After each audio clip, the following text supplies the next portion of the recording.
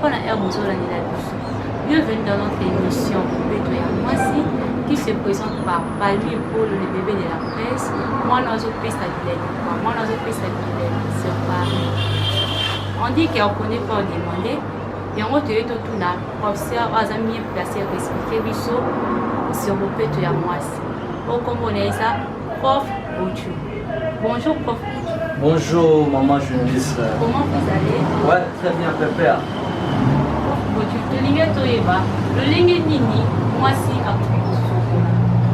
Bon, merci, maman journaliste, pour la question.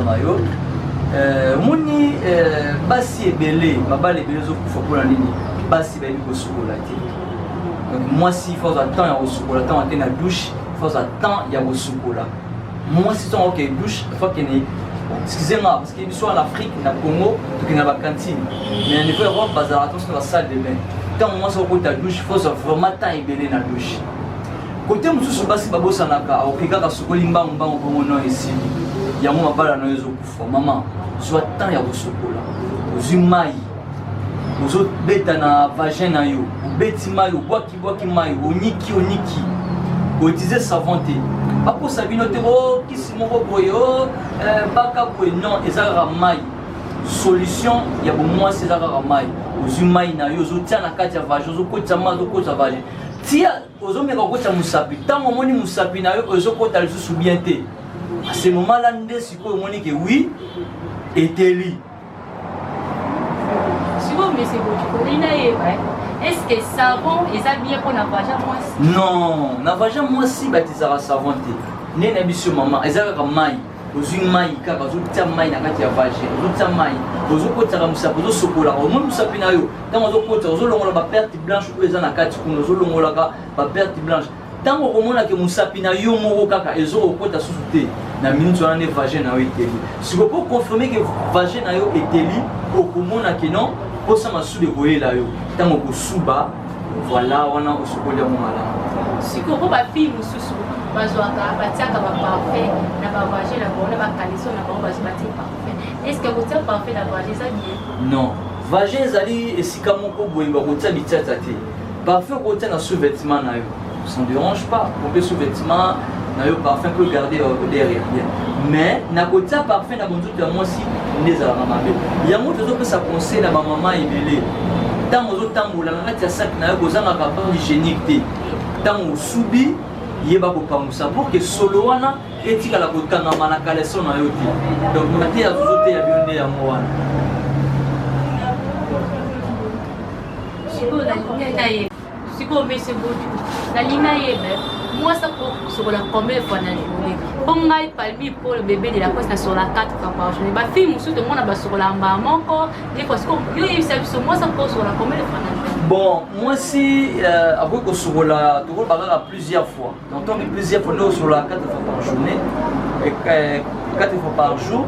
Donc moi c'est pas gros temps. Il y a au chocolat, tant on moni qui a lingi kubima. Moni est avec moi na base sur la salani. Tant on accueille cop accueille caillou, tant on zongi à la lingo. Papa pour se la na yote. Avant matana mbetu na papa, il faut aussi temps au chocolat. Et là monsieur zali nini? Parce qu'on a la bosaka une fois par jour. Non.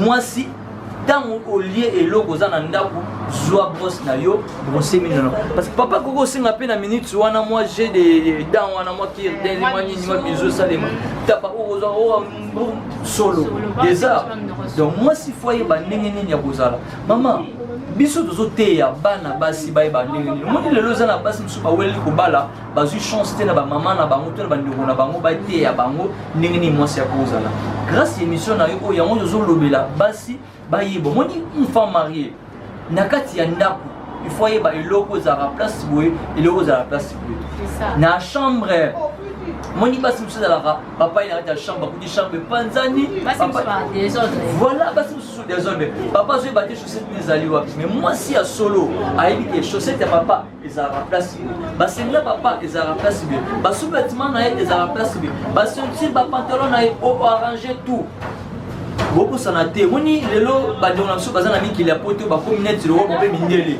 toza ba africain culture na so sanaté donc moi si il faut ailler ba ndenge nini ya ko traiter ni mobali na ye pour que mobali akima libanda te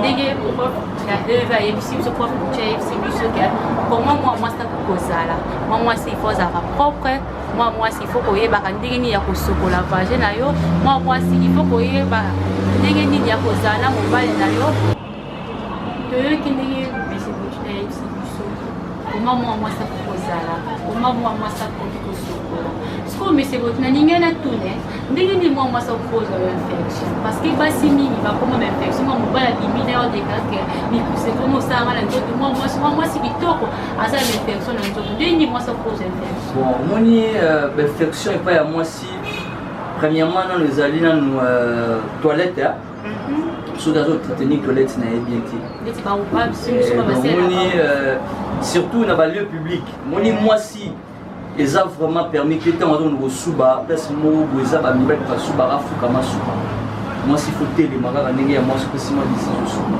yango moni mindele bakabola kote ya basi na kote mibali eloko mosusu mpe eza susu ala base makambo wana ntango mwasi azobomba sous-vêtement na ye plusieurs fois na nzoto donc azala sous-vêtement basi ezalaka nango moins cher mama azala nango ata 20 ata 50 lelo lati oyo ozwi kuna te soki ozwi temps sokola te obombi yango quelque part jour ozwa temps sokola mais changeaka sous-vêtement na yo deuxièmement eza susu nini koyeba kosokola vagin ya mwasi koyeba ndenge nini ya kosokola vagin na ye koyi kozwa temps parce que moni esika wana bazwaka temps beauté ya mwasi kaka eza kaka na aspect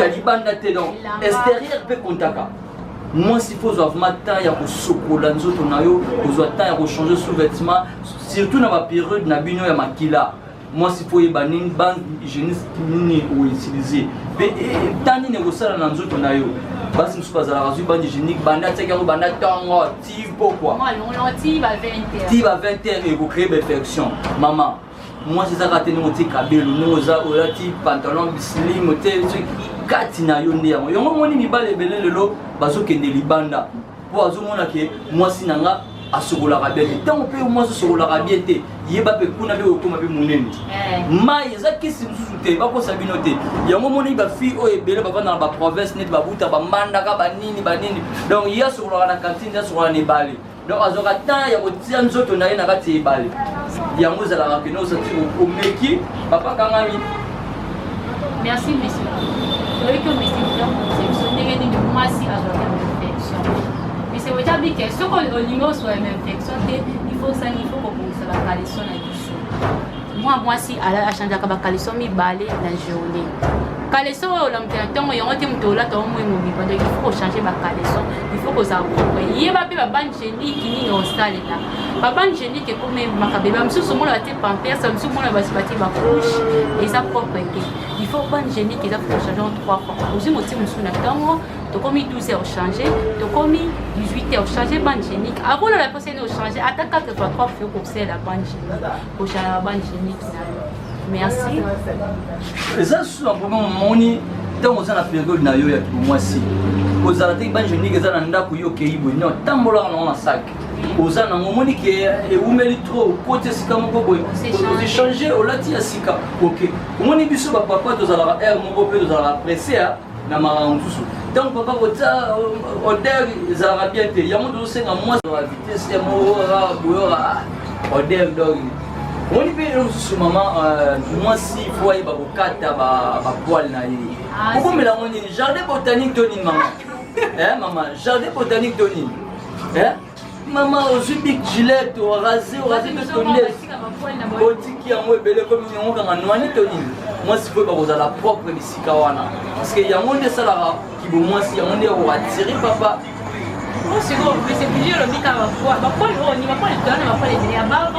te bapoile nazobela ya se kotia yango ezalaka na vagin wana bapoile wana fo koyeba kokata yango eza na mwa big gilette nango mama kovo ezalaka bien moni kovo ntango ezobota basuki ya sika papa pakati kovo wana ezobota basuki ya sika ntango etutanaka wana osati mwa banzube wana mama tika oze mizo mosusu mosusu wana kati merci monsieur toyoki oyo lobi merci monsieur kuti tokomi na suka émission na biso moi je fais na ezali bon moi de la fin na ngai eza nga na kotikaka koloba te tanke bamama bakomeli nano propre te Donc tant ba maman bazana no bongo bongo ngapi na onoloba ba maman moni libala ezaka cousine te libala pezali intimité wana yeba ndenge nini ya kubungisa mukibu mwasi na yo kati na yo ezala propre ba poil na yo kata sokola mai na yo bien kobosa na tete ozana douche ozipe mwa kantine moko ya mai ezala wa mwa bassin moko eza wana omivandisi na kati ya mai ata pendant 30 minutes. Donc maboko na yo kuno zo sokola maboko no zo sokola ozo nika ozo bimisa ba perte blanche wana ozo nika tango komona ke musapi na yo oyo ya yo moko ezoko kokota so ta vagin na yo te ah mama wana ne sikoyo oteli omona posa masubi oyela yo osubi bako sabino teke o kisi boye o baka boye te bibaka baka mabe mama zwaka ka tan ya kosokola yeba kokata ba poil na yo soko lingo kata ngo edingwe yo soko lingo kata ngo kukinini yo mais ezala na ndenge moko ya se mama parfait na sous-vêtement na yo mais kolinga te parfait ezwa na kati ya bomwasi na yo po ekomemelo bo malade. Donc sous-vêtement na yo moko boyozi otiango pe faire dans sens que et bo ma infection et bozala malamu mingi mama vraiment pour na kosukisa na kosenga na bino bandeko na biso boso abonner massivement na G6 de Paris pour que bozala tout le temps na message bozo information ya bien. Donc G6 de Paris il y a boss na biso 600 de Paris na kosukisa bongo te mama na kopesa kaka mbote pa ya bandeko na biso ya poto bandeko nyonso o bala na émission bambote numéro na nga ezali plus 243 plus 243 900 833 352 wana bozunga moko. Donc plus 243 900 833 352 numéro na WhatsApp. Mon vieux fiston Manisa grand garçon nazolela kaka tilelo. Oh fiston Mouchi de Panama mbongo zali photo te poto talaka yango na yebi ningo solo la ki merci na bakoli nazwaki mama na komi na nga na suka yango. Merci na bino pe bozolanda biso. Tozali émission ya G6 de Paris.